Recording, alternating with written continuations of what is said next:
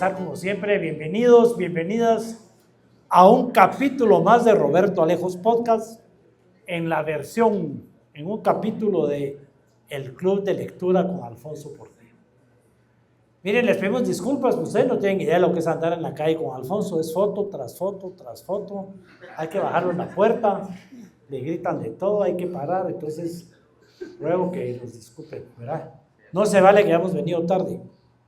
Pocillo nuevo, para los primeros 50 ya se los llevaron, le devuelvo a que vino de primero, nosotros con un bastidor, tomando cafecito, ¿verdad? No se vale que Alfonso hable mucho, ¿verdad? Para que nos deje preguntar, ¿sí? Muchas gracias de veras por venir. Este es una especie de experimento.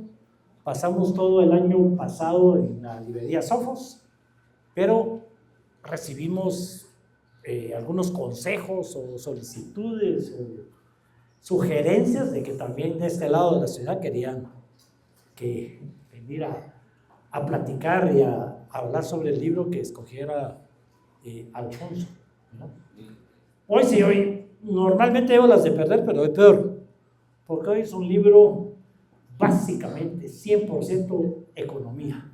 Estamos hablando de un libro que tiene 10 capítulos diferentes, está basado en la economía gringa, está totalmente inspirado en la globalización, en todo el tema del sistema económico financiero. Cuando habla de la desigualdad, es precisamente de la desigualdad que hablamos todos, la desigualdad en la distribución de los ingresos, de las riquezas, del presupuesto, de todo el sistema bancario, en fin. Vamos a ir analizando poco a poco los capítulos o profundizando un poquito más, pero solo el primer capítulo les da una idea que se llama el 1%, y habla de que el 1% de la población en Estados Unidos tiene toda la riqueza.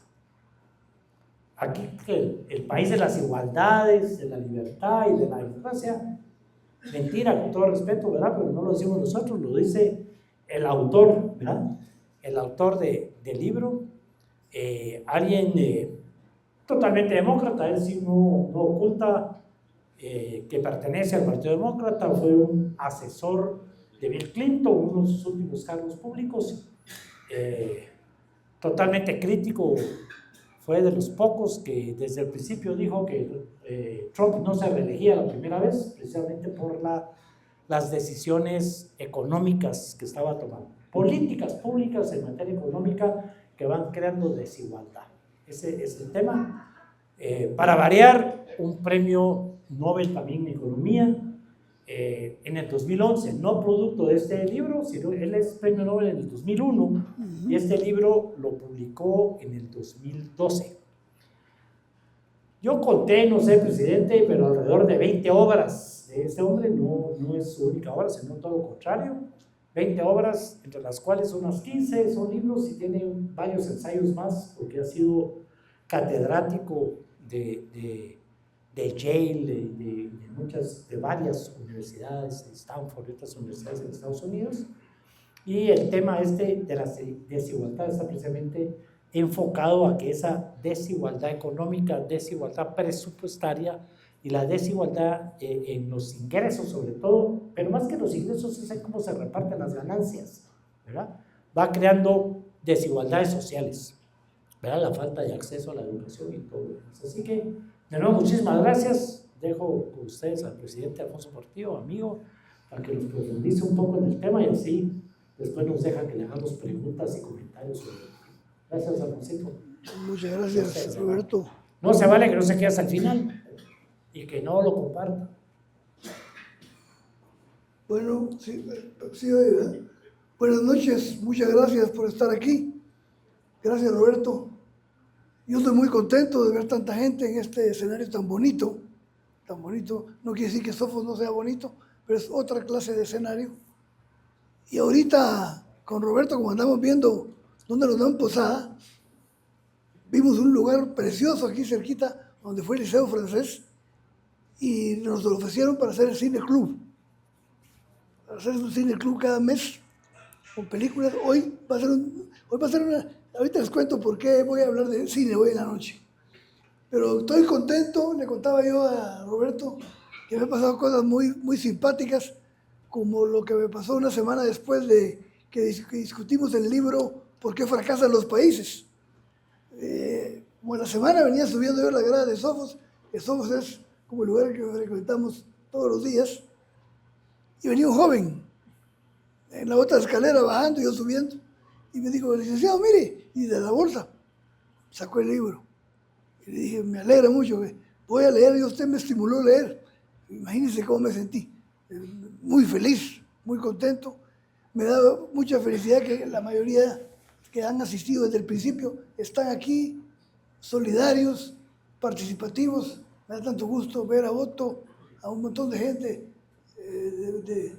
de mucho prestigio y de mucha trayectoria, Lili, Katy, Lorena, la licenciada que está, licenciada Evelyn. Ahí se me olvidó el nombre, dice.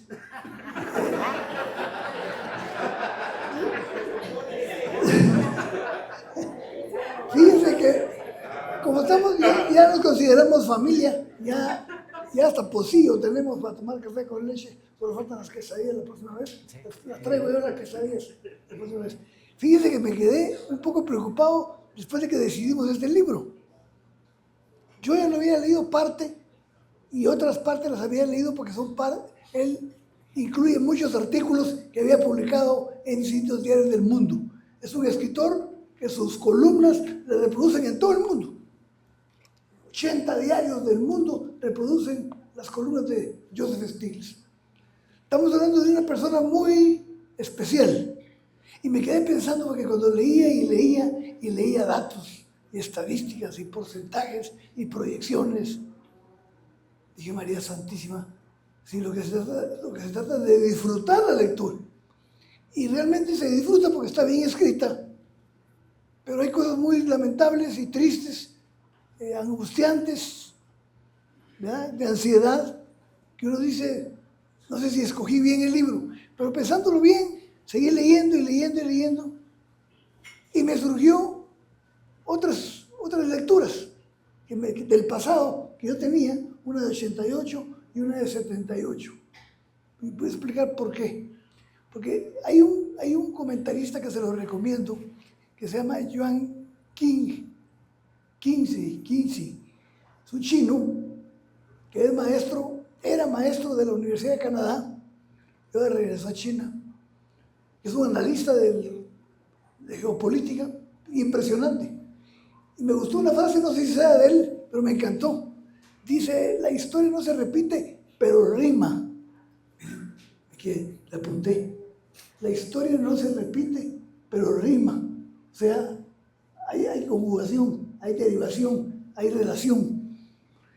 Y efectivamente este libro me despertó también el acudir a películas del pasado, que yo no me acordaba de esas películas. Y con esas películas vamos a empezar el Cineforo posiblemente en junio o julio. Vamos a trabajar eso. Pero estamos ante un escritor muy serio, muy estudioso, un hombre formado en la tecnocracia de la economía internacional, fue vicepresidente del Banco Mundial, fue asesor del presidente Clinton, fue el coordinador de asesores del presidente Clinton. Es un hombre que ha vivido la política, que ha vivido la economía, que la ha aplicado, que la ha estudiado y que la ha impartido como docente. Es una autoridad. Lo más interesante es que es una autoridad progresista, porque ya eso de izquierda y derecha ya no me convence mucho. Mejor decir progresista o conservador. Un hombre que quiere conservar el estatus y un hombre que quiere que las cosas avancen. Él tiene un libro, por cierto, maravilloso, que se llama El capitalismo progresista, donde plantea salidas a la crisis y salidas a los problemas estructurales del capitalismo. Un capitalismo progresista se llama el libro.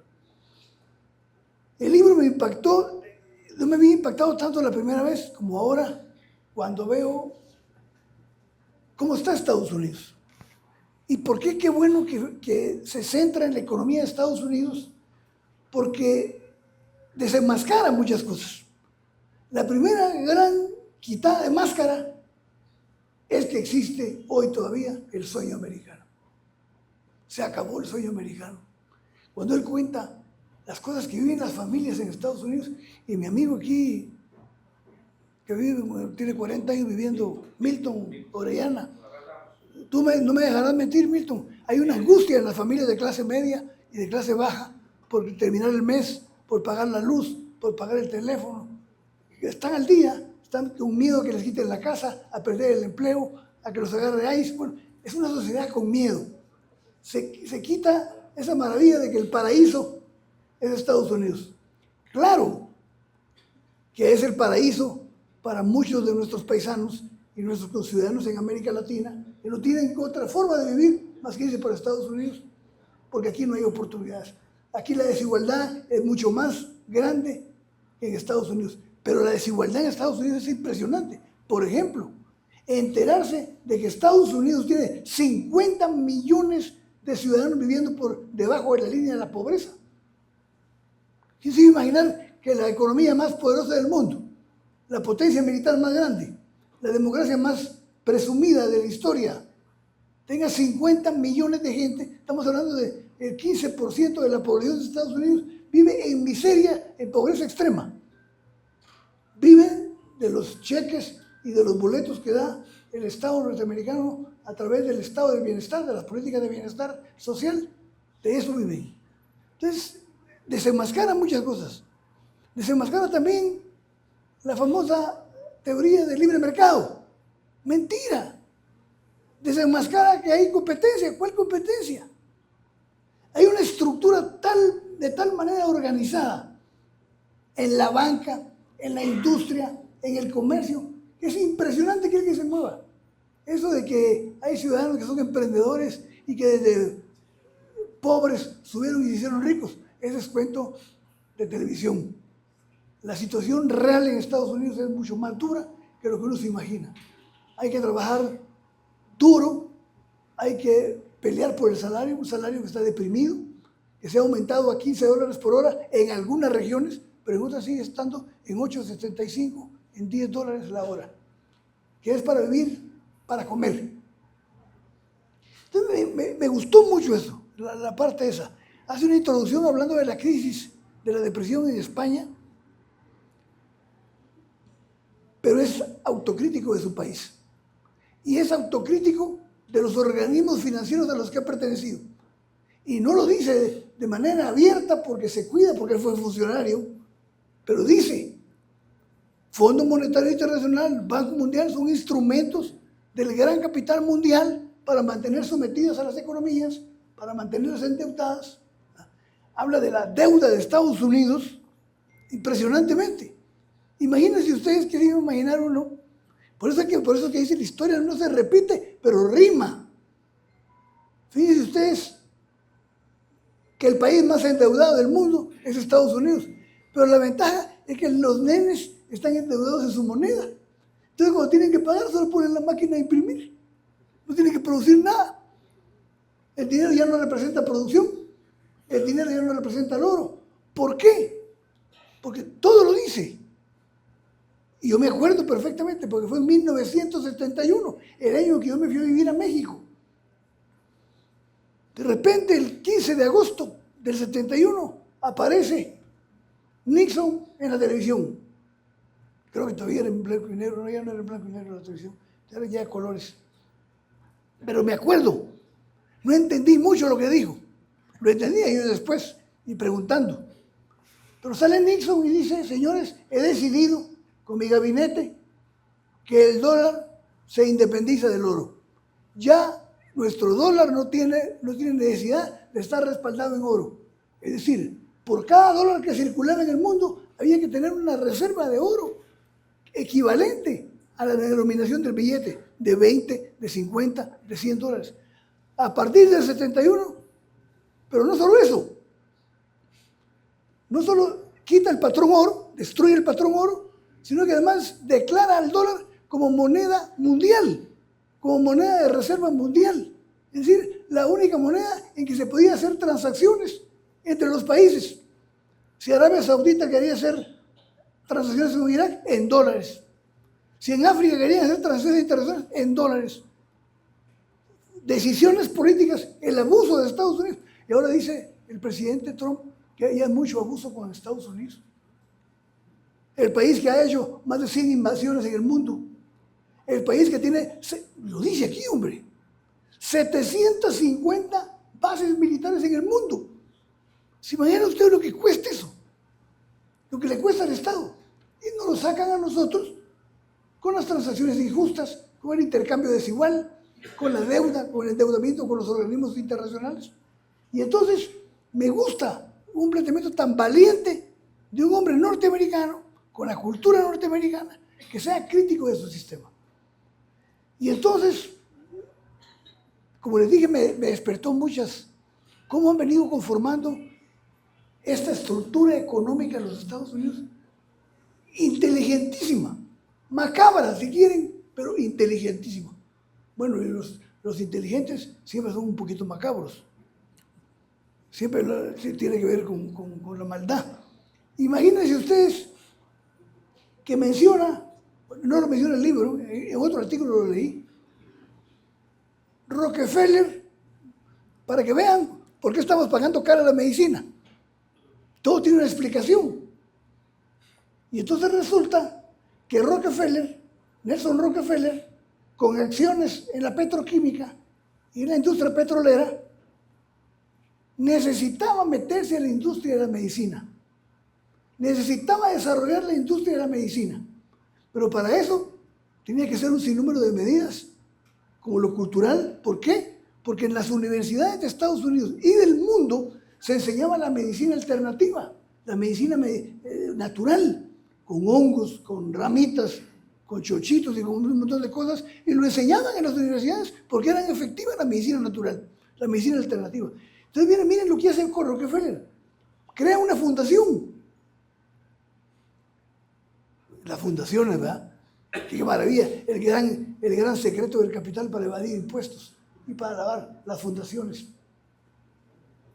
Ahí me acordé de una frase de un español que dice, hablando de las fundaciones, dice, el señor don Juan de Robres hizo hacer este hospital. No, es señor don Juan de Robres, con caridad sin igual, hizo hacer este hospital, pero primero hizo a los pobres. Miren lo que significa el verso ese.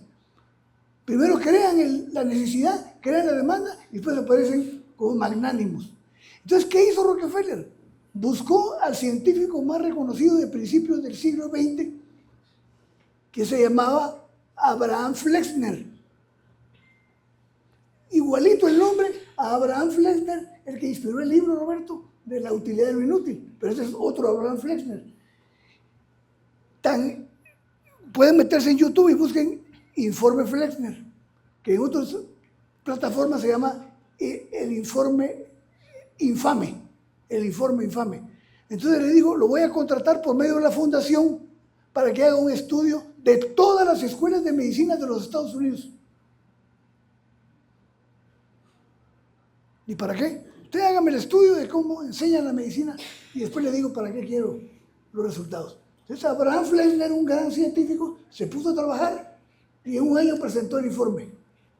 El informe era, enseña mucha medicina alternativa, mucha medicina natural, y lo que tenemos que hacer es que la escuela de medicina, la formación de la medicina, la enseñanza de la medicina dependa de la industria química.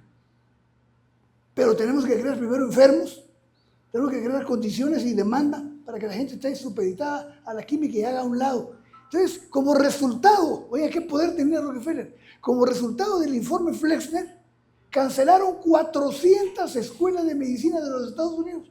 Es decir, cancelaron aquellas escuelas que enseñaban medicina alternativa y se quedaron solo con las escuelas de medicina que se sometieron a la industria petroquímica y a la industria farmacéutica. Esa es la industria farmacéutica, la industria más criminal, tan criminal como el narcotráfico, nada más que es legal. Pero es lo mismo, es dependencia. Si yo cuando estaba preso me asustaba en Estados Unidos de ver los anuncios promoviendo estar empastillado, pasar tranquilo el día. Con una facilidad salía un tipo en un carro convertible y había un choque adelante. Pues como venía empastillado, pensaba muy rápido y buscó una vereda alternativa y ahí llegó al lugar con sus amigos a tomar café. Y dice, eso le pasa a los hombres inteligentes, los que toman tal pastilla. Entonces, hoy tenemos una sociedad norteamericana que el 34% de la población depende de algún somnífero, de algún calmante y de algún analgésico. Esta es la estructura que se fue conformando en los años pasados. Por eso dije, yo tengo que darle vuelta a no basarme tanto en números porque voy a aburrir, sino explicar por qué Estados Unidos es como es. Y me encontré este libro, que ya pasé como una semana buscándolo hasta que lo encontré. Un viejo libro que leí en 1976. Imagínense, La crisis fiscal del Estado. Porque lo explica Stiglitz. La gran lucha en Estados Unidos es el presupuesto. No hay lucha política más encarnizada en los Estados Unidos que la lucha por el presupuesto del Estado. Y lo dice este. ¿Por qué? ¿Cómo quieren? Quieren obra, pero quieren hacerlo ellos, al precio que ellos dicen, infraestructura al precio que ellos dicen.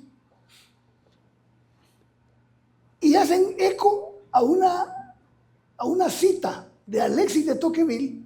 Alexis de Tocqueville, el gran historiador y filósofo francés, que escribió sobre la Revolución Francesa, pero tiene un libro que se lo recomiendo cuando tengan tiempo, con solo que lean el prólogo es una maravilla, de Enrique González Pedrero, La democracia en América. Así se llama el libro de Alexis de Tocqueville. Pero él tiene un libro sobre la Revolución Francesa. Hay una frase donde dice, miren lo que dice, los que menos contribuyen con el gasto del Estado son los que más usan el gasto del Estado para su beneficio. Es decir, el que menos contribuye con el gasto público es el que más se beneficia del gasto público. Y los pobres, que son los que proporcionalmente hablando más contribuyen con el presupuesto, son los que menos reciben. Entonces el presupuesto se ha convertido ya no solo en un instrumento de política económica y de administración pública, se ha convertido en un instrumento de acumulación de capital de las élites y de los grupos poderosos, pero en todo el mundo. Porque muy bien podemos aplicar lo que dice Stiglitz a muchos países. ¿Ya? Las élites, cómo manejan la Reserva Federal. Lo interesante es que describe cómo funciona. Stiglitz tiene clarísimo el enemigo de la democracia y el enemigo no solo de la democracia, del desarrollo económico, se llama sistema financiero. Es el sistema que no produce. Se supone que es el sistema intermediario entre la producción y el consumo. Pero hoy se ha salido de la esfera de la circulación y la producción y se ha quedado solo en la esfera de la circulación dinero produciendo dinero. Y lo permiten las leyes. Ya hoy jugar en la bolsa ya pareciera que hay contubernio entre los políticos y los financieros y las bolsas de valores. Que una declaración política tiene una repercusión tremenda en el incremento de la bolsa de valores y de las acciones, que se especula con la política y con la economía. Y ahí dice Stiglitz, la desgracia de la democracia es que el dinero determina hoy la política en todo el capitalismo, pero más en Estados Unidos. Uno, no hay límite para que cualquier ciudadano y cualquier empresa apoye a un candidato con lo que quiera de dinero. Uno. Dos, no hay ningún empacho en que una empresa tenga sus lobistas haciendo lobby en el Congreso y en el Senado de Estados Unidos para beneficiar a sus empresas. Tres, solo el presidente Trump recibió más de $1.500 millones de donación en la campaña pasada.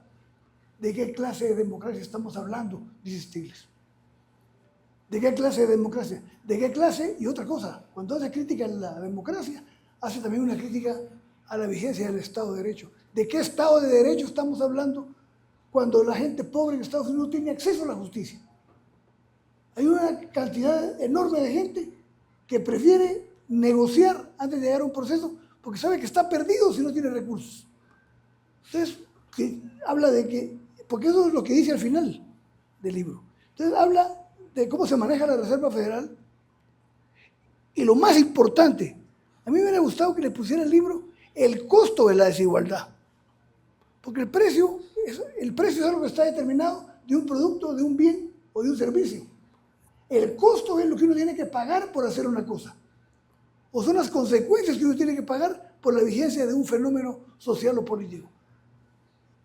Y entonces, la desigualdad, como muy bien dijo Roberto, él no solo la analiza desde el punto de vista económico, desde el punto de vista desde que se nació. Resulta que nacemos en desigualdad solo por el lugar donde nacemos.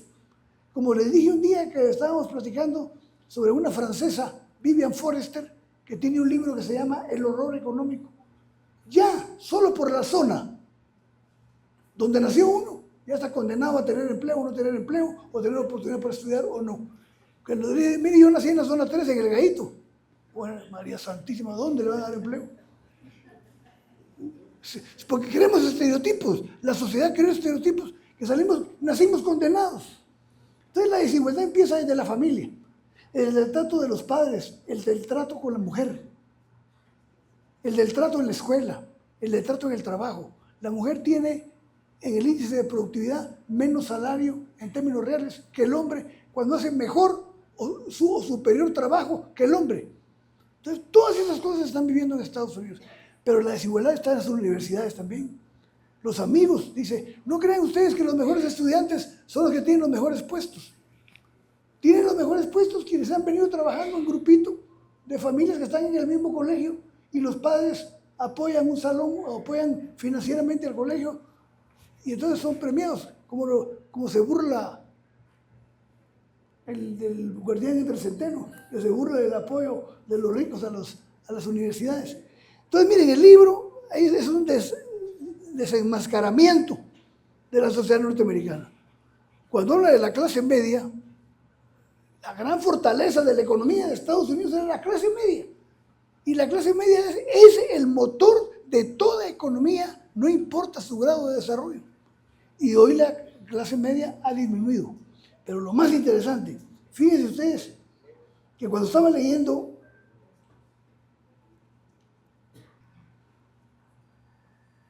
voy a dar un chancecito para que intercambiemos y seguimos después. Porque donde he oído algunas cosas, o las soñé, o me las contaron, pues me puse a investigar. Y resulta que en 1988 yo daba clases en la UNAM y había un seminario que se llamaba Leviatán, como el nombre de la obra de Thomas Hobbes sobre el Estado. Y estaban repartiendo, el maestro estaba repartiendo a como 14 alumnos un ensayo que había sido publicado por la revista Nexus. Y me llamó la atención porque el título era A la mañana siguiente. The Morning After. O The After Morning, ¿cómo se dice? The morning after. The morning After. Y lo busqué, y lo busqué, y lo busqué. Y agradezco a Juan Pablo Álvarez, que trabaja en Radio Libertópolis, que me lo consiguió en español, publicado en la revista The Atlantic de 1987.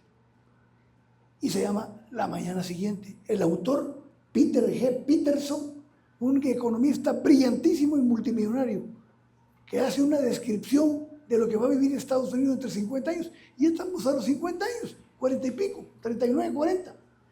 Y miren cómo empieza. Profético, todo lo que dice, 67 páginas que no tienen desperdicio. Y empieza Peterson. Estados Unidos ha dejado que su infraestructura se desmorone. Primera afirmación, oigan esto. Estados Unidos ha dejado que su infraestructura se desmorone. Primera expresión. ¿Saben cuántos kilómetros tiene Estados Unidos de trenes rápidos? 0. ¿Saben cuántos kilómetros de trenes rápidos tiene China? 68,000 kilómetros. Hoy todavía, a la mañana siguiente, y van a ver las consecuencias de haber abandonado la infraestructura. Ya no tiene infraestructura. El promedio de velocidad de la circulación de mercancías en Estados Unidos bajó a la mitad. Se quedó sin infraestructura porque todo lo hizo depender de lo aéreo y se olvidó. Y ahorita les voy a contar por qué se olvidaron, porque no es casualidad, tiene un propósito. Segundo párrafo. Sus mercados extranjeros decaigan. Estados Unidos empezó a darse cuenta, oigan esto, de que vendía menos. Y entonces el análisis de los macroeconomistas, una de las consecuencias, dijeron, una de las causas es que entre los componentes de valor del producto, lo que más caro sale en el producto es la fuerza de trabajo, el pago de salarios. En toda la composición orgánica del precio del producto, el salario es lo más alto, porque el salario estaba muy elevado en Estados Unidos. Estamos hablando de 1970. Entonces, ¿qué decidieron los gringos? Saquemos las inversiones de aquí, armemos las fábricas afuera y contratamos mano de obra barata. ¿Dónde estaba la obra de mano barata? En China. Ellos armaron en China. No sabían lo que estaban haciendo. Miren cómo es la historia. Entonces resulta que ya vendían más, pero desindustrializaron Estados Unidos. Milton, hay ciudades que parecen desiertos en Estados Unidos, sobre todo en Detroit. Ya no están produciendo carros. Si no fuera porque el gobierno está obligado a comprar carros Chrysler, Ford y Chevrolet o Dodge, no pudieran sobrevivir esas industrias automovilísticas. Están derrotadas en competitividad y productividad. Entonces, segundo párrafo, abandonaron su mercado extranjero, su demanda, su productividad disminuye. Su productividad disminuye. ¿Qué es productividad? Productividad es un término cuantitativo, tiene que ver con la producción, pero es la medición de la producción. Productividad es unidades de producto por unidades de tiempo. La productividad de tal zapatería es 100 pares de zapatos al día. Cambió la maquinaria y la tecnología, ahora está produciendo 150 pares de zapatos al día. Es decir, aumentó 50% la productividad. Bueno, la productividad se vino a pique. Está hablando de lo que está viendo en ese momento y hay que pagar, dice. Entonces la productividad del obrero se vino a pique. ¿Y qué significa eso? Que al perder productividad sube el valor del producto y no tiene capacidad de competir en el mercado mundial, porque los demás productos son más baratos. La productividad disminuye, sus ahorros se evaporen, la crisis financiera del 2008, y su presupuesto y endeudamiento se disparen. Y ahora llega el día, aquí termina, así empieza con los primeros 4 renglones, y ahora llega el día del ajuste de cuentas. Hay que pagar la goma, porque el día siguiente se refiere a la goma, a la resaca, ¿verdad? Hay que pagarla. Hoy es la goma, la que está viviendo en Estados Unidos. Lo dice Peterson, se adelantó. Y si ustedes leen todo el artículo, ¿y cuál es la esencia de la crisis de Estados Unidos? Y de ahí la explicación de lo de Irán, ¿eh? No está ni nada independiente. Aquí es el mundo una telaraña. Entonces, ¿cuál es la consecuencia de todo esto? Un país como Estados Unidos con 750 bases militares en el mundo. Un presupuesto inmensamente desorbitante. Y una deuda, oigan esto, varían los datos. Unos dicen que 40, unos dicen que 39. Ayer oí a Richard Wolff decir que 38 billones. Pero billones en términos de nosotros, no en términos de los gringos. Porque en términos de los gringos, 1 billón son 1.000 millones. Pero en términos de nosotros es 1 millón de millones. O sea que los nenes deben 39 millones de millones. ¿Cuándo se va a pagar esa deuda? Entonces, ¿cómo quieren pagarla? Con otra guerrita, como la ha hecho toda la vida Estados Unidos. Siempre que hay crisis económica, siempre que hay crisis política. Hoy tienen una crisis política interna tremenda, distrayendo. Entonces, busquemos un pleito en Medio Oriente ahí está el conflicto de Irán, que ha dado sorpresas ante la comunidad internacional. Esto es lo que escribe Stiglitz. Dice, eso tiene que tener un remedio, porque si no, vamos a llegar a una lucha civil que no sabemos dónde va a ir a parar, ¿verdad? Yo dejo aquí un momentito para que intercambiemos y viene la segunda parte. Algunas palabras para ponerlo un poquito en contexto, que lo pone él, no lo digo yo, sino también está en el libro, porque habla mucho cuando esto explota, la bomba de la que habla el presidente Portillo, se empieza a notar en la famosa primavera de Egipto. Ahí está en el libro cómo la juventud, los jóvenes en España, esto todavía alcanza a escribirlo él, como la gente empieza a protestar cuando empieza a pagar las consecuencias de todo lo que estaba sucediendo. En Estados Unidos hubo una época, lo dice en el libro, donde todo el mundo mirábamos con envidia cómo podía ir uno a un banco y comprar una casa a una tasa de interés, y después vino el boom de perder todas las casas, los bancos tuvieron que empezar a recoger las casas y después no hallaban qué hacer con las casas, de tantas casas que habían tenido que recoger, y fueron creando crisis económica. Aquí narra historias de familias, la familia que descubrió el petróleo, ¿verdad? ¿Qué hacer con el petróleo? Pues en un principio era para el alumbrado público, nada más, pero va consiguiendo plata y va dando plata hasta que ahora miren de lo que dependemos del petróleo, ¿verdad? Lo estamos viviendo hoy a nivel mundial, y resulta que esa familia son los Rockefeller, aliados, ¿verdad? A quienes les va prestando el capital. A un señor se le ocurre, y ahí sale en el libro, decirle, Katy, yo le guardo su dinero, ya no lo meta bajo el colchón, pues se lo roban y todo, yo le cobro baratito por cuidarse, ¿verdad? Y entonces ahí es donde nacen los bancos, donde tienen ahí guardado el dinero. Es más, se lo guardo y le voy a pagar un poco por guardarse, no le voy a cobrar, porque lo voy a prestar a los que no tienen.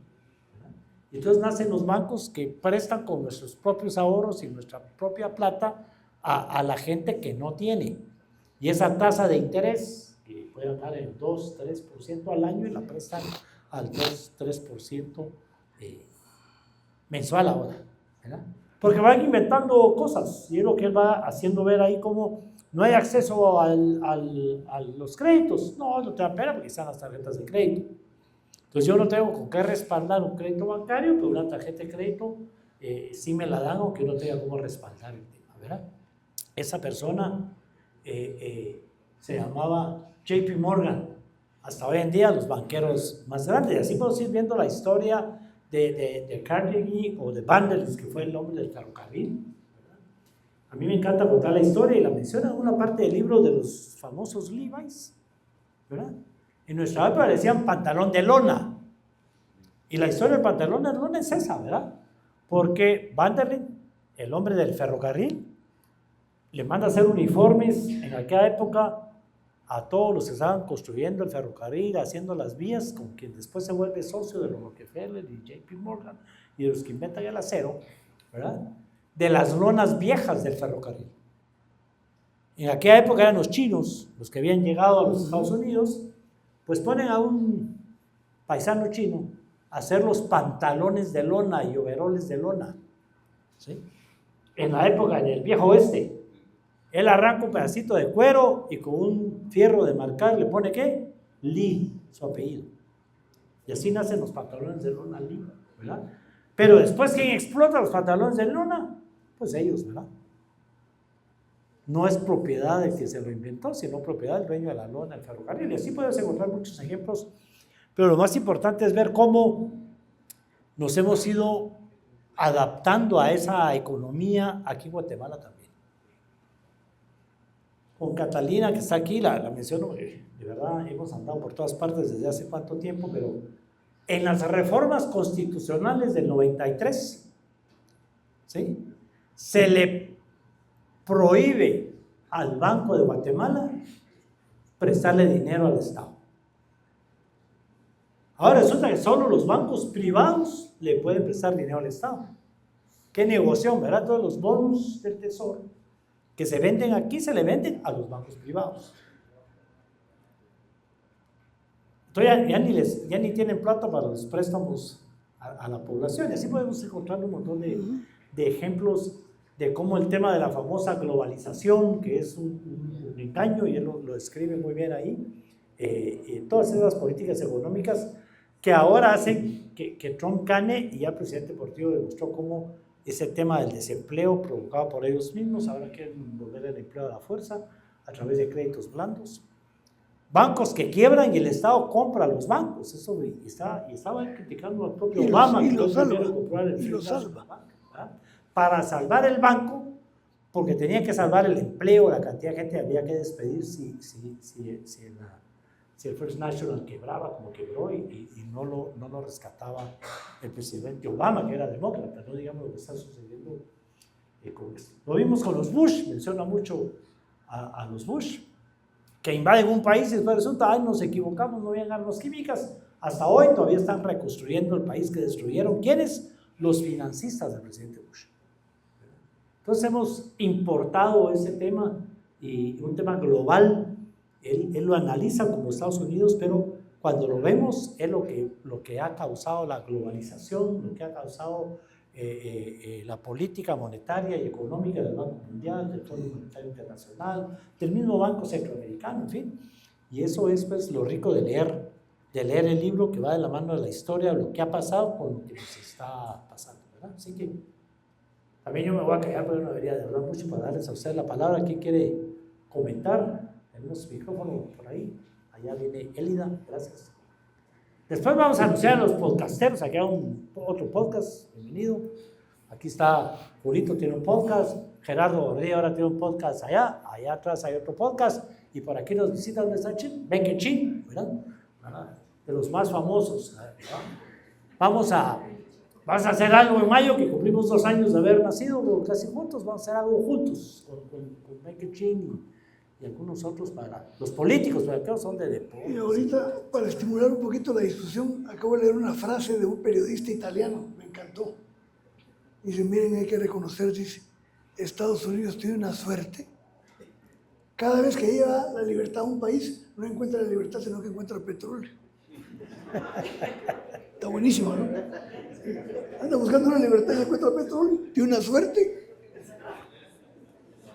Ahí está el micrófono, ¿quién? Aquí. Ya después. Aquí. Gracias, presidente Portillo. Pues yo sé que usted el tema macroeconómico lo domina a la excelencia, y que hemos hablado en esta primera etapa de todo lo que ha pasado a nivel mundial y la globalización.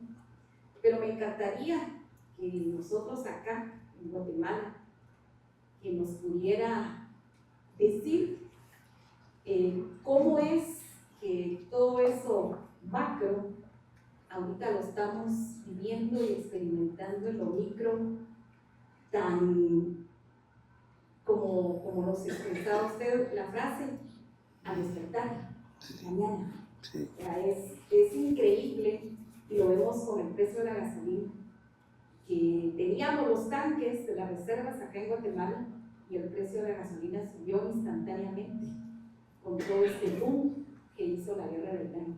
Entonces, tal vez la pregunta no es puntual, pero ese impacto global en la macroeconomía de Guatemala, estamos pasándola mal, pero ¿qué más nos espera?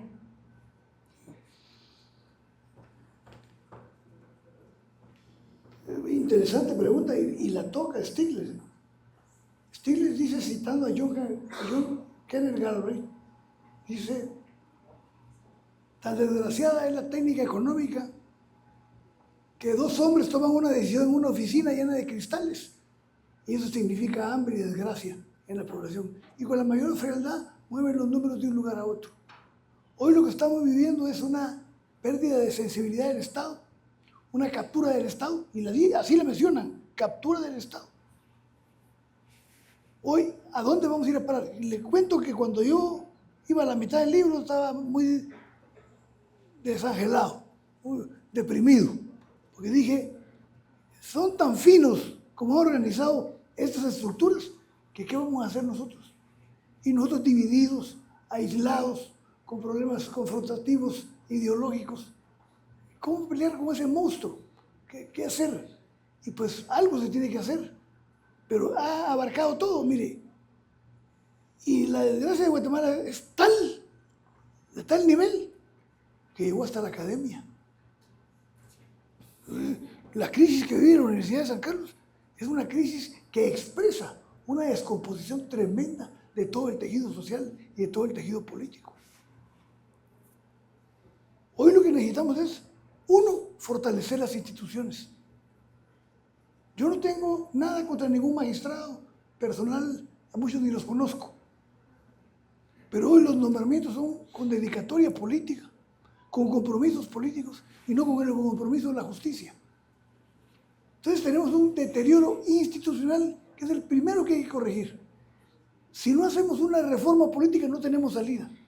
¿Y quién tiene que aprobar la reforma política? Los mismos partidos políticos. ¿Y cómo se van a hacer el harakiri?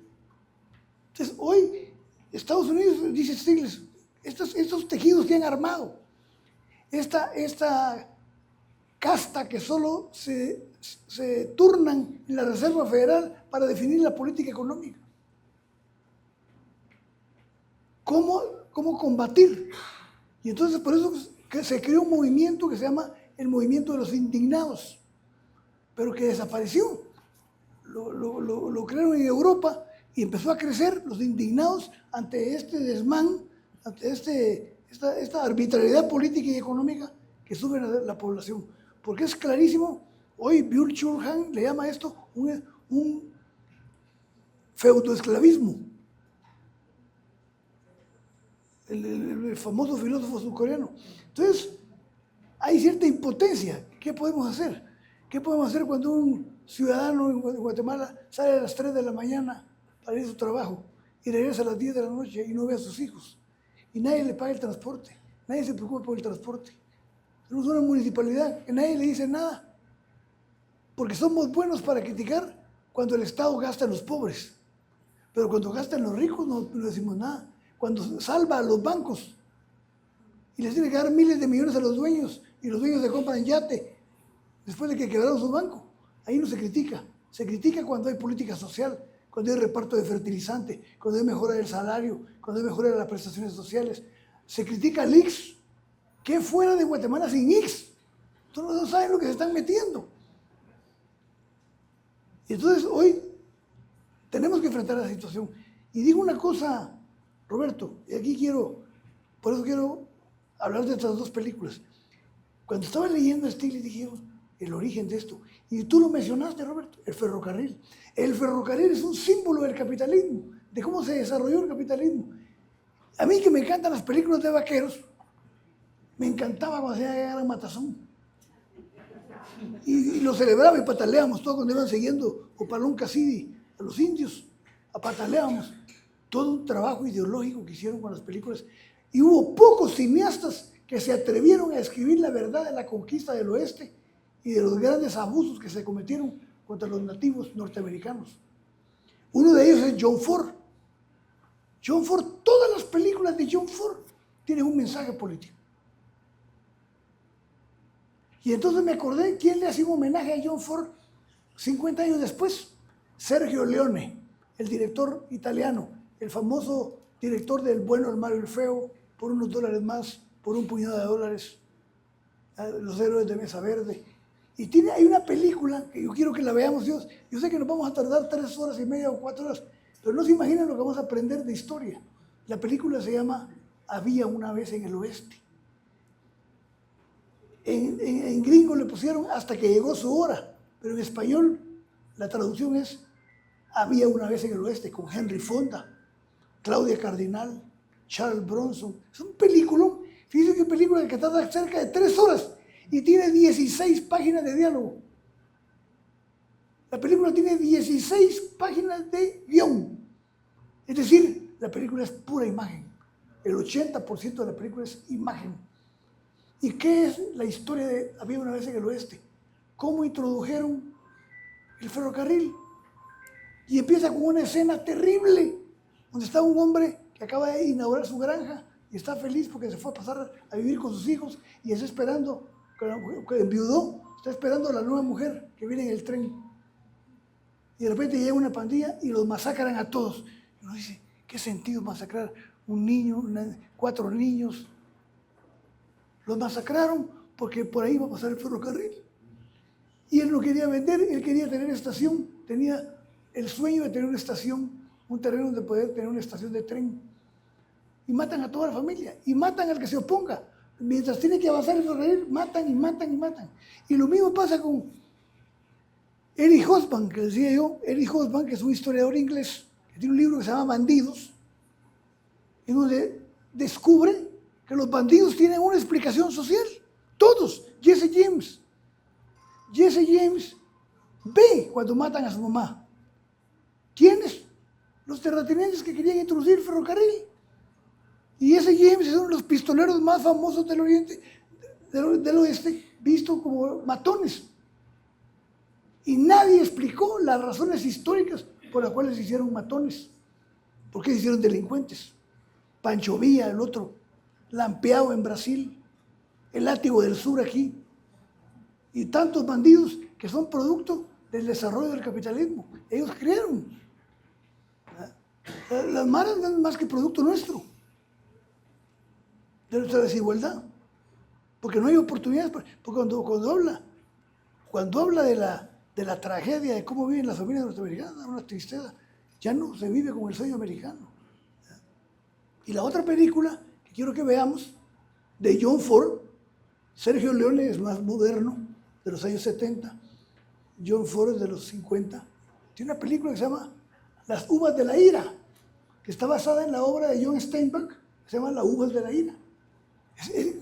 Son las máquinas, porque no pudieron los campesinos y los granjeros pagar su casa, su hipoteca al banco, y el banco manda a aquellos grandes Caterpillar a botar todas las casas.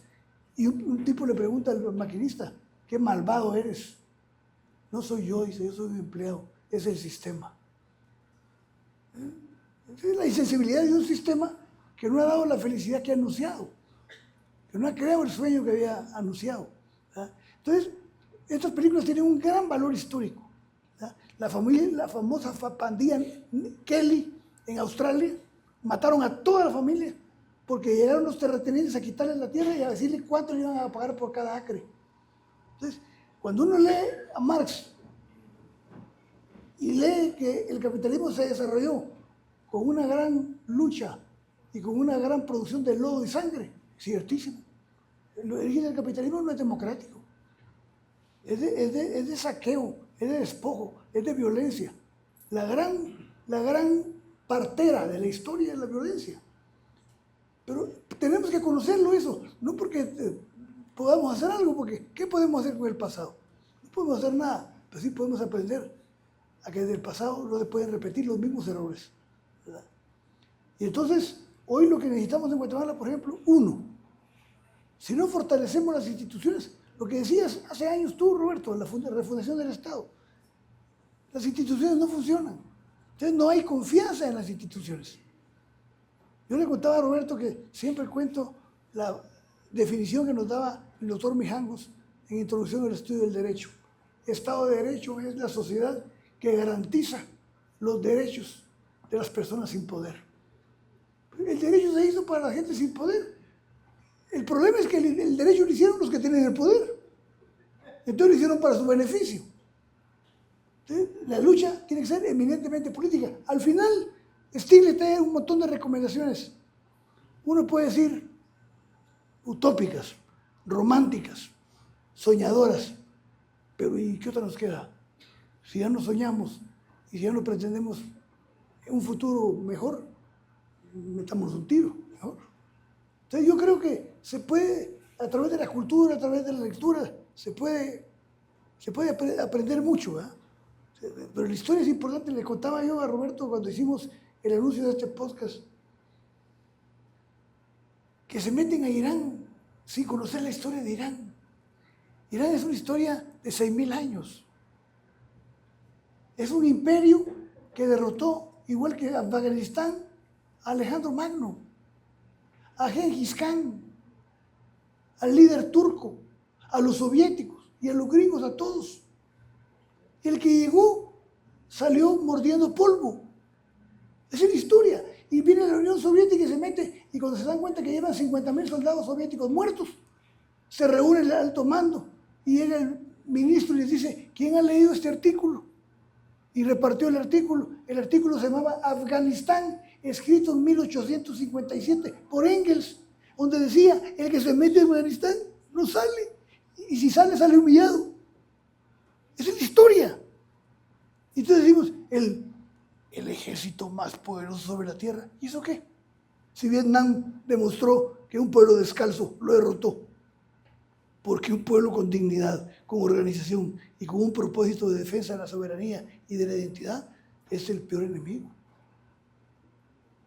El soldado peligroso no es el que mejor técnicamente esté formado, es el que tiene más identidad y tiene sentido de pertenencia a su pueblo. Ese es el peligroso, ¿verdad? Para eso usamos la frase: no se vale para todo. Ya vamos a ver la palabra. Porque, ¿verdad? Cuando uno ve las comparaciones, los datos, y siguiendo con la pregunta, este tema es precisamente lo que toca el libro, porque la macroeconomía de los Estados Unidos está bien. Ellos pueden con su deuda, hacen plata precisamente en las guerras. Desde la Segunda Guerra Mundial salieron de la recesión de los años 30 producto de la guerra, hasta que Japón nos obligó a meterse en la guerra. Y Guatemala estamos igual. La macroeconomía guatemalteca es excelente.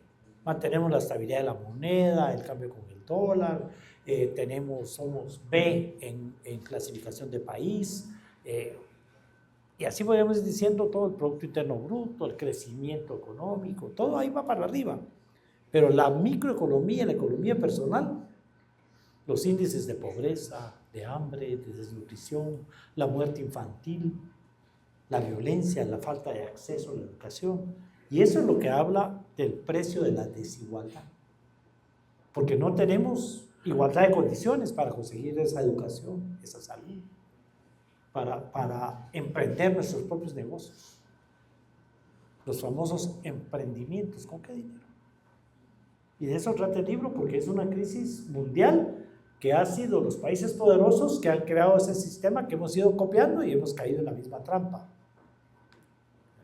Y eso es el tema. Por eso es que este club de lectura busca ese tipo de libros para motivar a que los leamos y vayamos viendo en dónde está el error. Y motivar a la lectura es para motivar a participar. Ahí se había usado la palabra "ya es hora", porque ahorita teníamos una gran oportunidad de la reforma institucional. Yo me entusiasmé con el Tribunal Supremo Electoral, y lo voy a hacer aquí porque aquí estaba mi candidata. Está aquí en el público, ¿verdad? Cuando yo vi los currículos que presentaron, digo, hoy sí, ahí va Anaeli, ¿verdad? Y entonces, hoy sí se salva el Tribunal Supremo Electoral. Ni los tomaron en cuenta los currículos, porque son alianzas, ¿verdad?, político-económicas. Son otros los intereses de los que habla el libro que salvar las instituciones o la credibilidad de las instituciones. Aquí, siguiendo las enseñanzas de Katy, el movimiento no se tendría que llamar los indignados, sino los dolidos, ¿verdad, Katy? Porque siempre usamos la frase "que nos duela". No se vale que no nos duela lo que está pasando con el país, lo que está pasando con el mundo, y eso es lo que pretendemos nosotros. Nosotros ya podríamos estar jubilados hace rato, presidente.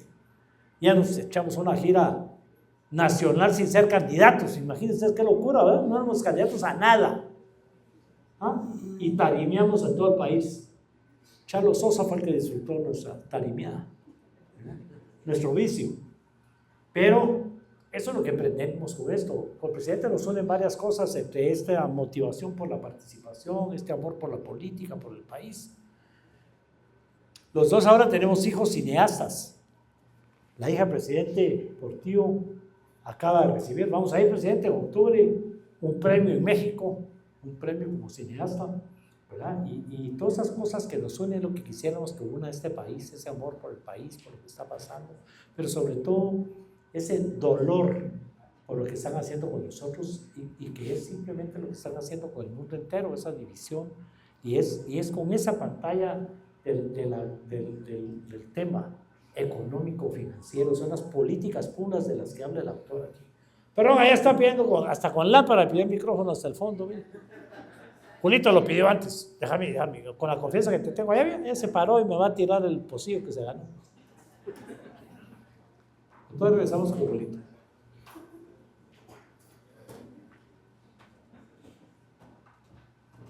Ahí están dos brillantes. Pues, acá. Bueno, yo creo que hay mucha historia ahí presente en este podcast. Pues yo soy uno de la juventud que ha sobresalido un poco en esta Guatemala tan dura, ¿verdad?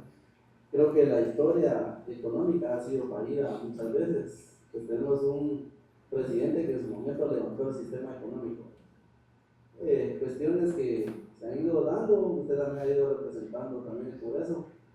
Yo en su momento era muy pequeño cuando yo estudiaba en una escuela oficial mixta 900 de allá por Tierra Nueva, por el lado de Chinauque. Siempre soñaba en llegar al Quetzal a los actos cívicos. Creo que el sentido de pertenencia de ser guatemalteco es muy importante. Hay dos representaciones dignas ahí de ustedes, ¿verdad?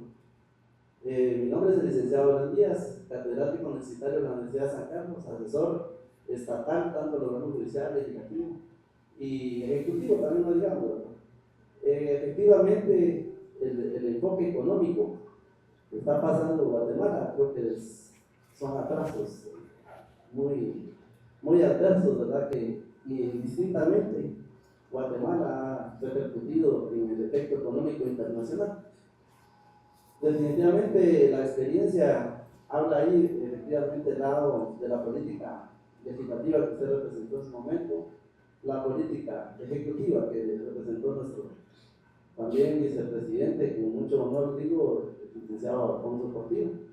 Definitivamente la experiencia está latente. Guatemala sufre y la economía internacional no está alejada.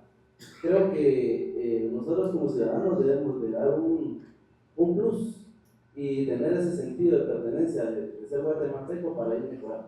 Habló el tema del emprendimiento, hay una ley de emprendimiento en el Congreso de Estados Unidos. El Ministerio de Economía no da el efecto para apoyar al emprendimiento, la economía informal. Son cuestiones diversas, ¿verdad? Así como también habló el tema electoral, ¿no? Que hay que hacer efectos de cambios en el país. Definitivamente hay una colega ahí que también yo fui candidato a magistrado del Tribunal Supremo Electoral, que la felicito también que logró romper ese paradigma, ¿no? Y logramos pasar esos filtros de honorabilidad y especial de pertenencia a guatemalteca.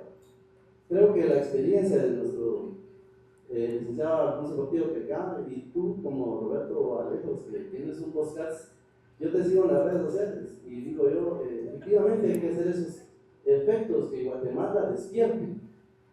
La economía es ese sufrimiento internacional que todo el mundo tiene. Definitivamente la perspectiva que ustedes dan en este libro es muy importante. Lo que tú decías, lo de la lona, ¿verdad? Que definitivamente es historia. De lo contrario, uno a veces pasa desapercibido. Pero el tema acá que nos trae el enfoque es un código letrado que nos hace mención ahí por medio del libro, ¿verdad? Que desafortunadamente ahora la nueva tendencia es un código visual. O sea, la plataforma ya está todo, pero ya no hace el enfoque de quemar neuronas, de leer y adentrar un poco en la historia. Efectivamente, la experiencia que tiene el licenciado Portillo, que nos da el enfoque económico, es muy importante. Él manejó el país a una cura, como se debe. Como le digo yo en su momento, yo estaba, ni siquiera me había graduado, intentando incursionar a la Universidad de San Carlos. Pero creo que hay efectos económicos que a la larga nos trae a la época de los efectos internacionales, ¿verdad?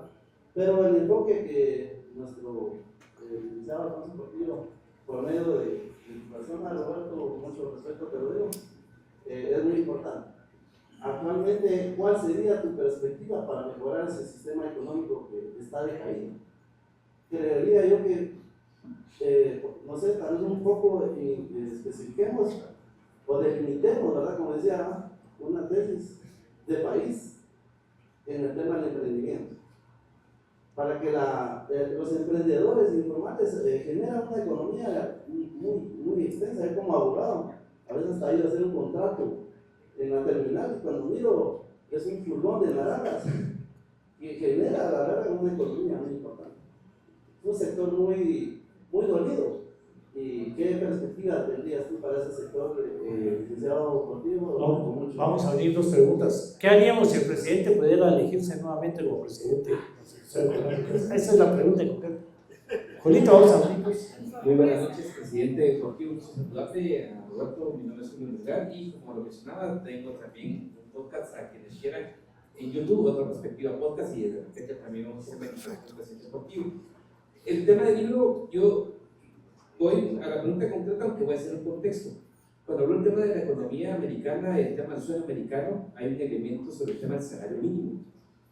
La pregunta es, presidente, ¿eso no es una ficción el tema de cómo en estas sociedades, planteando Estados Unidos, Canadá, sí funciona o relativamente, digamos, aunque en condiciones reales hay segmentos en donde no aportaría o fortalecería una independencia económica en la sociedad del salario mínimo?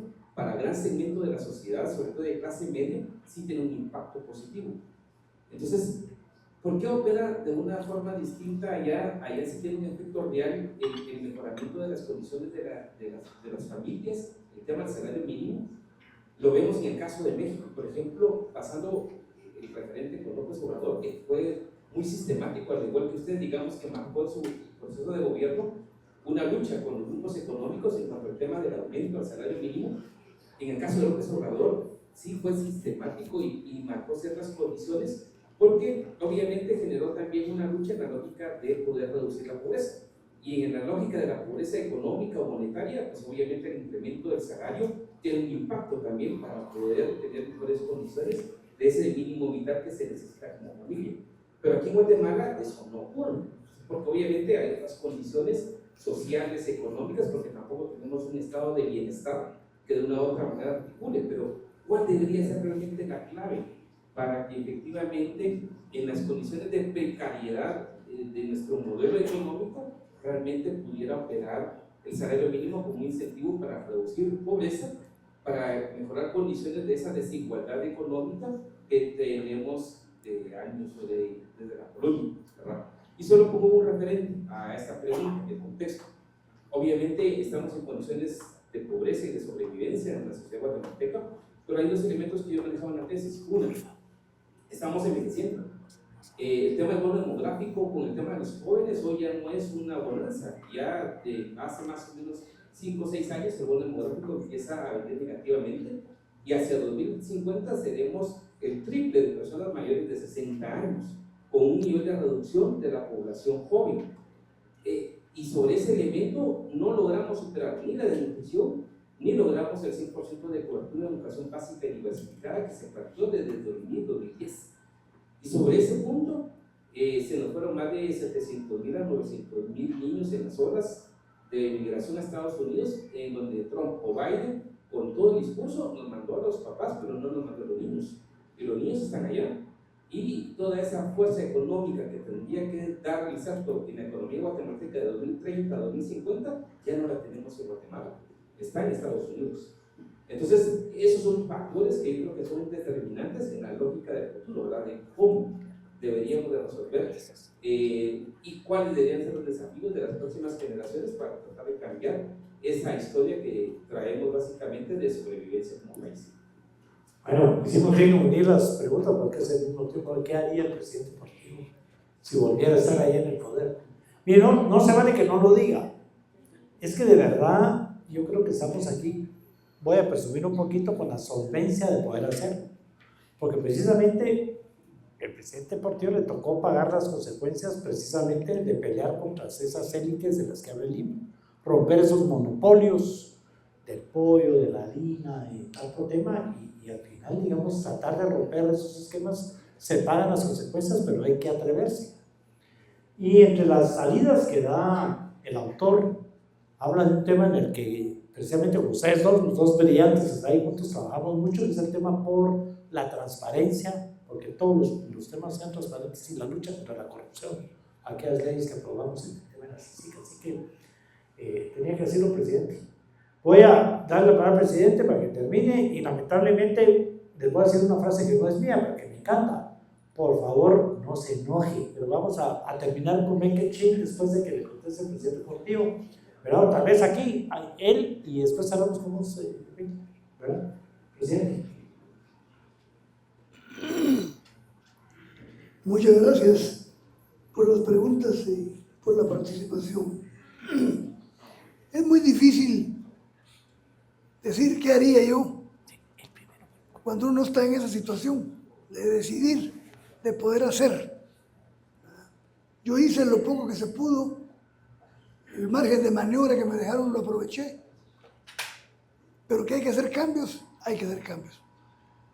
Y voy a decir una cosa que quizá, yo sé que a la gente que está aquí no le molesta porque sé cuál es el motivo por el que estén aquí, enterarse, discutir la problemática nacional, convivir un rato y intercambiar ideas.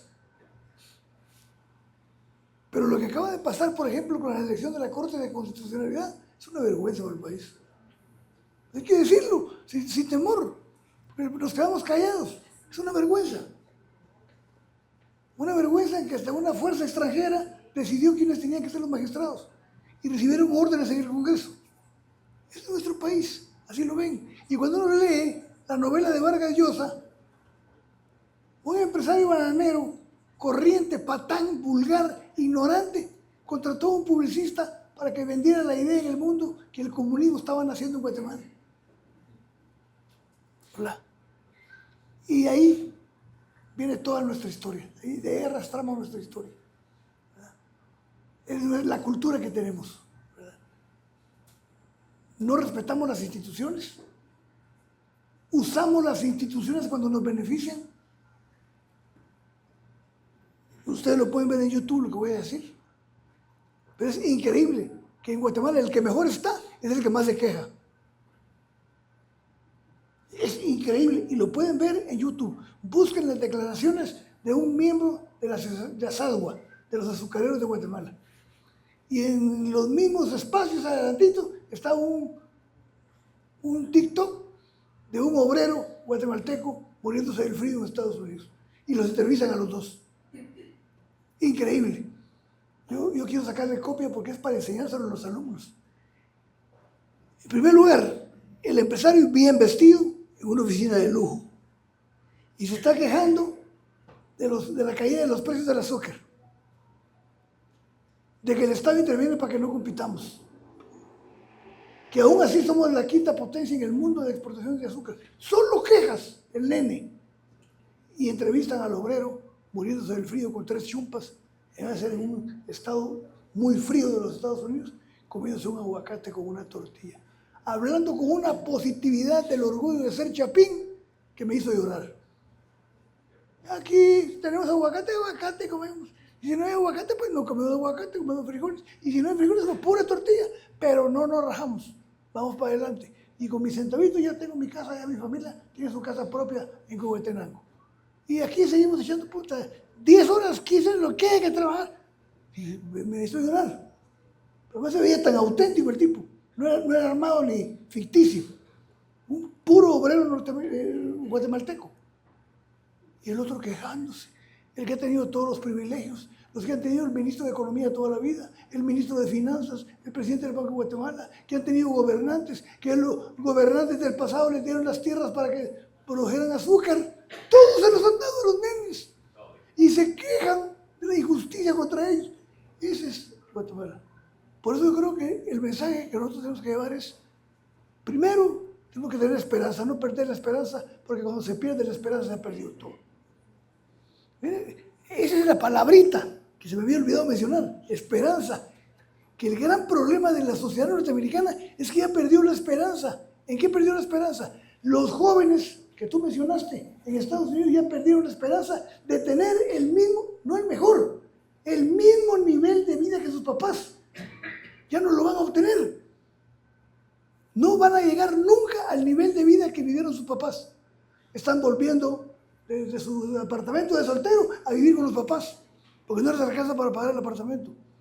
Tienen que trabajar en 2 turnos, en 2 empleos distintos. Esa es la angustia, ese es el estrés. Esa es la sociedad del cansancio de que habla Byung-Chul Han. Una sociedad que ya se cansó, peligroso, ya se cansó, ya perdió las esperanzas de tener un nivel de vida mejor, ya perdió las esperanzas de tener su casa propia. Pero ¿qué hizo el sistema cuando tenían su casita la clase media en Estados Unidos? Llegaron los bancos. Mire usted cuánto debe de su casa. No debo. Yo le doy pistos de su casa y compre otra y vive de la renta. Después ya deja de trabajar y tiene 3 casitas, de las 3 casitas vive. Sí, dice Juan Caballo. Y se metió todo el mundo y perdieron la casa todos. Y los ahorros y todo, una mortandad que hubo, financiera que hubo en Estados Unidos en 2008. ¿Y quién salvó a los bancos? El Estado. No puede salvar a la gente pobre, no puede ayudar a la gente pobre, pero sí puede salvar a los banqueros. ¿Cuánto gastó el Estado mexicano por rescatar a la banca? 87,000 millones de dólares. ¿De quién son esos pistos? De los impuestos, ¿verdad? Entonces, hoy la gran angustia de los jóvenes, por ejemplo, hablando de la crisis de la universidad para el compañero de la San Carlos, ¿cómo es posible que un tipo se imponga como delincuente, como rector de la universidad y nadie proteste? Le dije a un estudiante de Derecho. Vi la respuesta y la entendí. Mejor me callé. Me dijo, Alfonso, aquí todo el mundo anda viendo cómo saca el título para comer. Y si se mete a problemas ahorita, le quitan, lo expulsan de la universidad y se queda sin esperanza y sin vida. Miren qué tragedia. Pueden hacer lo que quieran con la universidad porque tenemos miedo a protestar, porque nos pueden dejar sin el título, nos pueden suspender la carrera. Es eso, la Guatemala de hoy. Entonces yo sé que algunas cosas chocan. Por ejemplo, ¿por qué critico yo al sector privado de aquí? Porque lo tiene todo. Tiene la Junta Monetaria. No, ya estuve 5 años en la Junta Monetaria. Katy fue de las personas que me apoyó para que yo llegara a la Junta Monetaria. Conocí por dentro el monstruo. Antes de tener la Junta Monetaria formal, tienen una chiquita informal, donde deciden los de la foto qué es la política económica de hoy. Tanto que luchamos por la reforma financiera, tanto que trabajamos, Katy, por tener un sistema monetario y financiero sano y que tuviéramos un Banco de Guatemala independiente, con un autónomo presidente del banco. Y hoy tenemos un trabajador de las financieras de presidente del banco. Entonces, ¿para qué hicimos la reforma si no la respetamos? Respetar la institucionalidad. Tenemos que luchar porque haya respeto de la institucionalidad, que haya respeto del Poder Judicial. Para empezar, que haya división y respeto en las instituciones del Estado, en los 3 poderes del Estado. Es decir, la lucha es fundamentalmente política. Lo económico se deriva de lo político, pero lo político es la lucha por el poder. Y nos han ganado la batalla. Hoy es triste oír hablar a muchos abogados. Ay Dios, yo me acuerdo de mis maestros, le contaba a Roberto. En año y medio que estuve en la San Carlos, tuve unos maestros, hoy no se parecen en nada los maestros actuales. Es decir, ha habido un empobrecimiento social premeditado, provocado. ¿Ustedes no creen que el sector privado está contento por la crisis de la San Carlos? Claro que está contento. Si la lucha es contra todo lo público, si la lucha es contra el ICS, si la lucha es contra el Ministerio de Salud, si la lucha es que no haya Ministerio de Trabajo, que no haya universidades públicas, que no haya escuelas públicas, que todo hay que privatizarlo. Esa es la lucha que va a venir, pero lo que va a venir va a ser acelerado por una crisis tremenda de sobrevivencia de los trabajadores, de la clase trabajadora. Cada vez, y lo dice Thomas Piketty en su libro El Estado, el Capital en el siglo XXI, un economista francés. 35 años investigó para sacar el libro. Cada vez más, desde hace 100 años, el salario, el producto es un pastel, el Producto Interno Bruto de un país. Y se divide en utilidades, salarios, ganancias, capital. Cada vez la tajada del salario a nivel mundial es menor y cada vez es mayor la tajada que le toca al capital en renta. Por eso tenemos una sociedad rentista. Pero como dicen los filósofos y desde Kant, la sociedad lleva sus contradicciones hacia adentro, no vienen de afuera.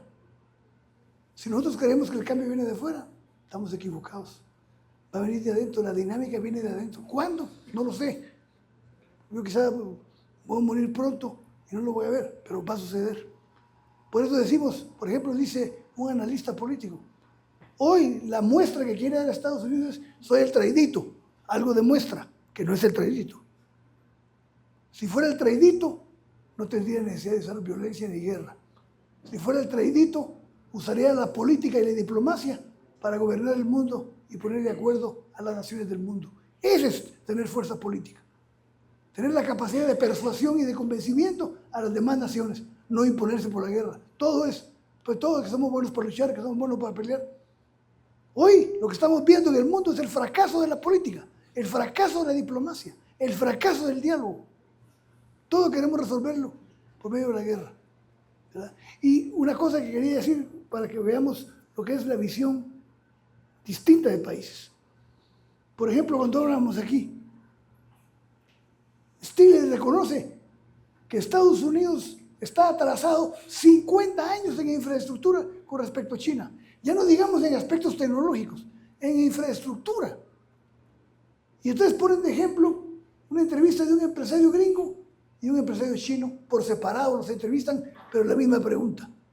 Preguntan al empresario norteamericano: ¿qué piensa el empresario norteamericano cuando tiene que invertir en una obra de grandes dimensiones públicas?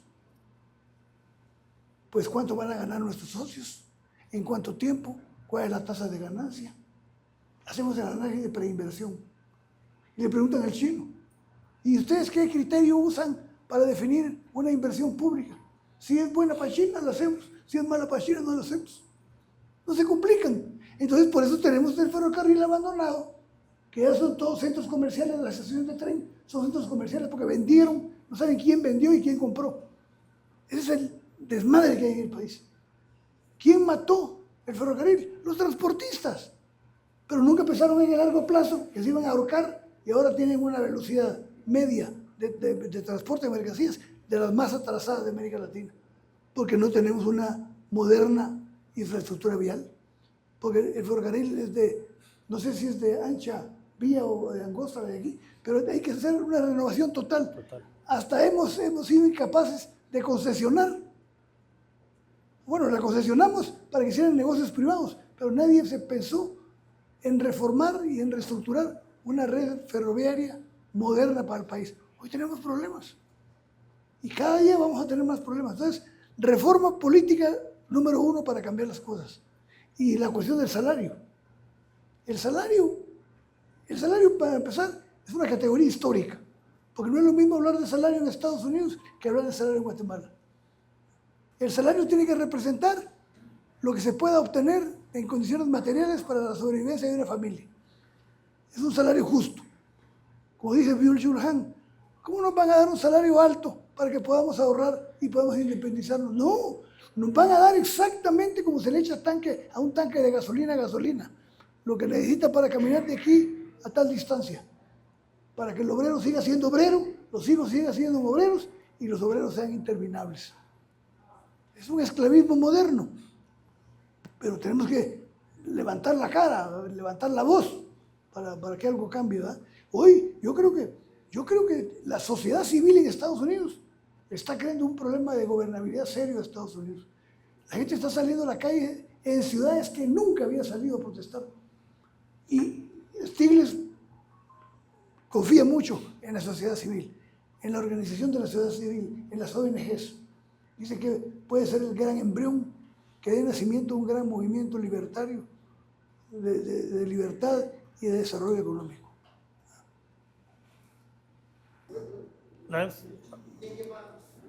No, aquí para que cerres vos. Dale. Buenas noches,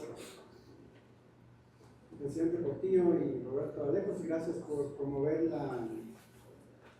la lectura y esperaríamos para la acción política, porque en un país tan desigual y tan racista como Guatemala no es suficiente la conciencia, hay que llegar a la acción política.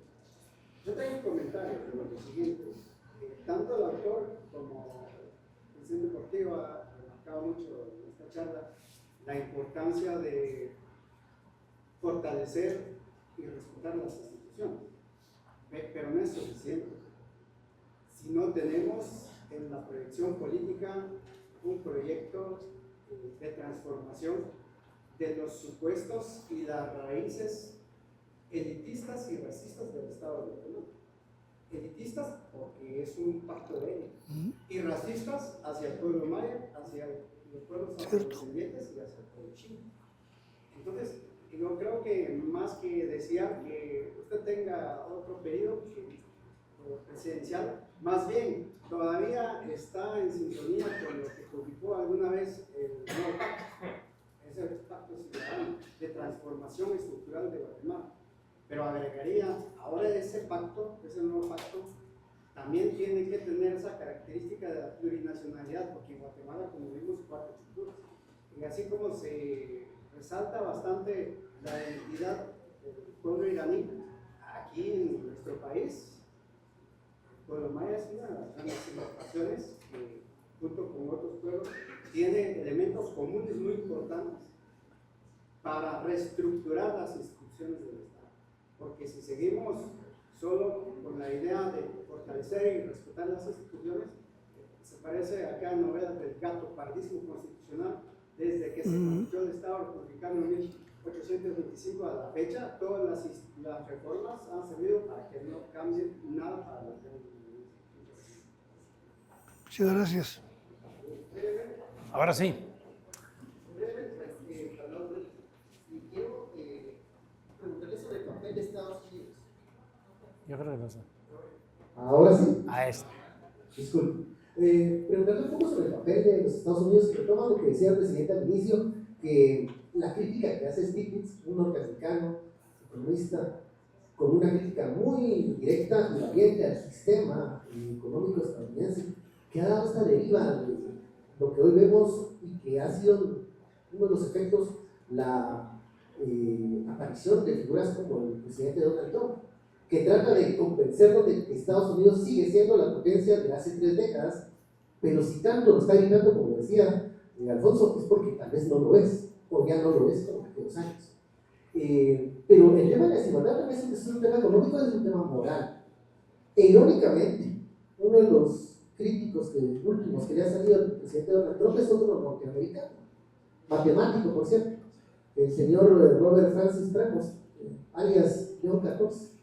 Pero ¿por qué tenemos en este mundo, en este momento, con un actor geopolítico como Donald Trump tan potente y tan fuerte, a un crítico o un antagonista como el Papa León XIV? ¿Y dónde está el resto de instituciones multilaterales que deberían estar cuestionando no solo la legalidad de la guerra, sino el costo que este tiene? ¿Dónde están los otros oponentes o otras figuras políticas fuertes que puedan contraponer al presidente Donald Trump? ¿Y qué nos dice el surgimiento de una figura norteamericana también, que está haciendo el contrapeso a la narrativa estadounidense de la guerra y de la diplomacia de la fuerza? Comentarle algo más y después yo. Ese es precisamente el problema. Voy a juntar las dos intervenciones, ¿verdad? Y es que, como decía el presidente, no puede venir de afuera la crítica nuestra, especialmente a esperar que alguien más nos venga a salvar. Ya lo hemos probado en otras oportunidades, acuerdos de paz, así sí, hemos pedido auxilio a los países amigos, a las Naciones Unidas, y precisamente la élite encuentra cómo destruir ese tema porque no es realmente lo auténtico que debería ser. Además, no nace del pueblo en sí, sino de los clones, de los mestizos, de los agregados, ¿verdad? Que no es realmente lo nacional que nos sentimos nosotros los orientales y los pueblos originales. Y ahí es donde tenemos que trabajar, porque el problema es mundial. Así como en Estados Unidos la gente se aguanta y se calla y tiene que ser alguien tan fuerte como su santidad, el que sale protestando. Y eso nos está pasando en el mundo entero, ¿sí? Y entonces nacen los indignados y buscan cómo relajarlos, nace la primavera de Egipto, ¿verdad? Entonces, todo ese tipo de temas. Pero aquí hemos venido esperando que nazca esa lucha del pueblo, y cada vez que se hace el intento, ¿verdad?, pasa lo que decía el presidente con el tema de San Carlos, ¿verdad? Y yo lo vi y lo sentí en carne propia este viernes, dando una plática de motivar a la participación política electoral. Así de pelado, con 70 jóvenes que hemos venido formando desde hace ya 3 años. Y siempre nos salen con el tema de nos da miedo, porque nos pueden matar. Y cuando empezamos a ver los ejemplos de lo que se vivió durante la época del conflicto armado interno, lo que nos tocó vivir en la época de los fraudes electorales, las violaciones a los derechos humanos, donde todo era el costo de vida. ¿Sí? Ser periodista para ustedes había que usar ya lociones con olor a pino, cuando se fueran acostumbrados a las coronas. Esas eran las bromas que se hacían en aquel entonces, pero era la verdad. A los constituyentes nos tocó vivir la crítica de la prensa porque no se podía hablar mal de los militares. Nosotros éramos la ventana y fue que se aprovechó el tema. Y nos atrevimos. Me acuerdo que nos escondimos, ¿verdad, Katy? Cuando mataron a un constituyente y no sabíamos el por qué. No es el momento de profundizar en ese tema, pero es eso. Fuimos a un tour, la encargada del tema ambiental, en aquel entonces, estamos hablando de 1983, ya con un proyecto de reciclaje en un barrio de la ciudad capital para que la colonia se organizaba, ¿sí? Clasificaban ya su basura y ahí mismo en la colonia estaba el centro de reciclaje para que las ganancias fueran para el mejoramiento de la colonia y con la idea que generaran su propia energía. Fuimos constituyentes con mucha ilusión y 3 días después asesinaron. Y ahora nos da miedo por el título, por la comida, por todo ese ambiente que las mismas mafias que dominan el país han creado y nos están ganando esa batalla. Pero si no, como decía el presidente Portillo, si no nace de adentro y de nosotros, si perdemos el miedo. Yo acabo de hacer ahí una analogía, por eso termino cuando me dice, ya topamos, ya llegamos al fondo del barranco y les digo que no, ¿verdad? Y lo dijimos al aire, ¿verdad? Como es que chicos se pongan un programa juntos. El barranco guatemalteco es como el relleno sanitario. Nunca se toca al fondo. Ahí se va, ¿verdad? Profundizando y profundizando, y peor aún, va distribuyendo la basura. Y hemos llenado de basura el país. Ni vamos a tocar fondo. Y si no hacemos algo, vamos a seguir promoviendo que se llene de basura todo, las instituciones, las decisiones y la participación joven. Presidente, aprovechamos para un cierre al oportuno. Muchas gracias. ¿Se me oye? Sí, ¿verdad? Gracias, Ben, por tu pregunta. Más bien por tu comentario, porque me permite decir muchas cosas importantes. Número 1, tenemos que ser muy cuidadosos y objetivos cuando analizamos la política norteamericana. Por ejemplo, ver a una potencia con la grandeza histórica que tiene, que la tiene indiscutiblemente, estar usando métodos de mediados del siglo pasado para mantener la gobernabilidad y el control de sus órbitas de influencia, es ya una gran interrogante. ¿Qué está pasando?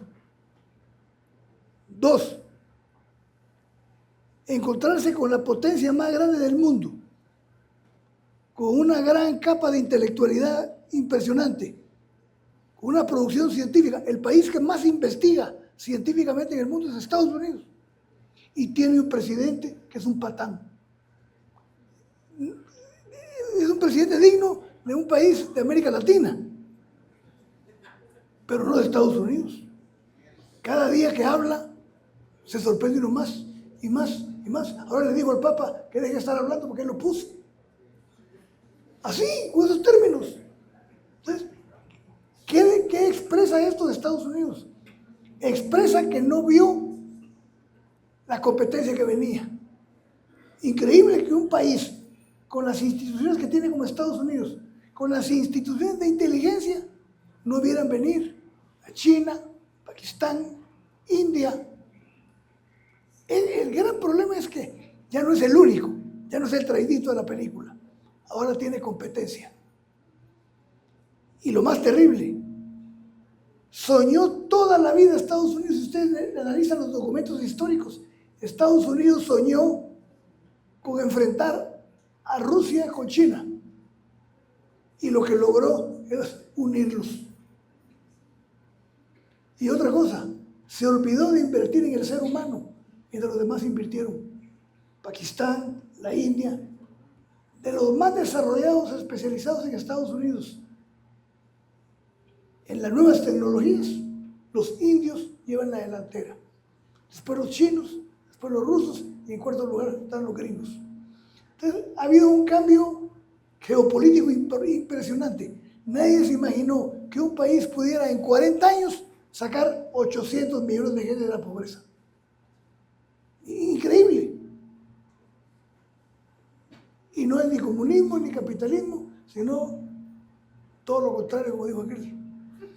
Saca lo mejor de los dos sistemas y hoy tienen un sistema autoritario, pero eficiente. Tienen un sistema que cada vez crece a tasas de promedio de 7% anual. La educación gradúa 2 millones al año de ingenieros en distintas disciplinas. Nunca se imaginó. ¿Por qué? Porque Estados Unidos se preocupó por la Guerra Fría. Después de la Segunda Guerra Mundial y que se repartieron tanto la Unión Soviética como Estados Unidos, el mundo, se confiaron y dijeron, ¿cuál fue la estrategia? Que dijo Nixon.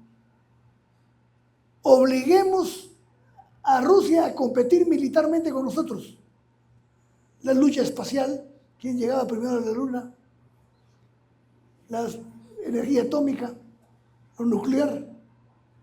Entonces, no va a poder competir con nosotros Rusia. Y efectivamente no pudo competir y Rusia se quedó atrasada 50 años con respecto a Estados Unidos. Lo único que le ganó fue que fue el primero que puso un ser humano en el espacio. De ahí todo lo ganó Estados Unidos. Pero ¿qué pasó? Estados Unidos siguió con el argumento de que el peligro contra los Estados Unidos era Rusia y que había que armarse. Y el que ganó las grandes ganancias fue el complejo militar industrial. Hoy están felices, porque ya se gastaron un porcentaje del almacenamiento militar y hay que producir, y cada avioncito cuesta $100 millones. Es decir, tienen un sistema bien aceitado, pero tienen competencia económica, que es lo que les preocupa. Hoy, imagínense ustedes cuándo se iba a imaginar uno, y lo dice Stiglitz, ¿cuándo se iba a imaginar uno que los técnicos y científicos norteamericanos quieren irse a China o a otro país, pero no quieren estar en Estados Unidos? Bueno, el primer libro que analizamos aquí, a los 15 días estaba exilado en Canadá, Tommy Snyder. ¿Quién se iba a imaginar que se iba a vivir épocas parecidas a las de Hitler? Hay un libro de Walter Graciano que se llama Hitler ganó la guerra. Pues sí, Hitler ganó la guerra. La perdió militarmente, pero el pensamiento y el sentimiento y las políticas de Hitler siguen vigentes. El racismo, el fascismo, siguen vigentes. Pensamientos iguales a los de Hitler. Entonces, creo que la lucha es eminentemente política. Pero mientras tengamos una clase política, bueno, y lo que decía Penn, que nadie levantaba la voz. Hoy Trump hace lo que quiere, solo poquita gente. Lula, que sí lo enfrentó muy bien. La Meloni, que me sorprendió. Pedro Sánchez de España. Y paremos. Ay, el Papa, que no te tengo miedo, le dijo. Pero hay voces disidentes, voces que protestan y que dan una esperanza al mundo. El mundo no puede quedar en manos de un loco. Y los analistas serios, psicólogos y de otra naturaleza y de otras disciplinas, sostienen que no hay un estado mental sano en un hombre que es capaz de arriesgar la paz del mundo por esconder un montón de cosas. Entonces, el mundo está viviendo convulsionado. Yo no puedo vaticinar nada de lo que viene, más que escuchar y leer, pero creo que de esta crisis el mundo sale distinto y con grandes posibilidades de cambiar la geopolítica mundial. Muchas gracias. Muy bien.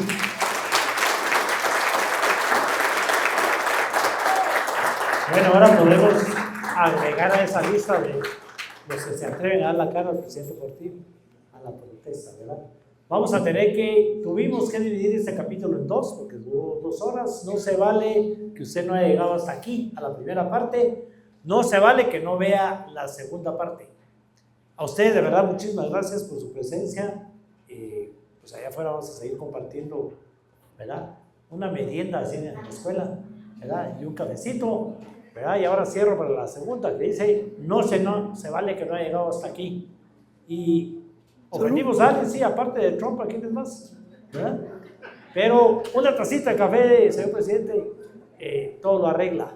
Nos vemos, hasta el próximo capítulo.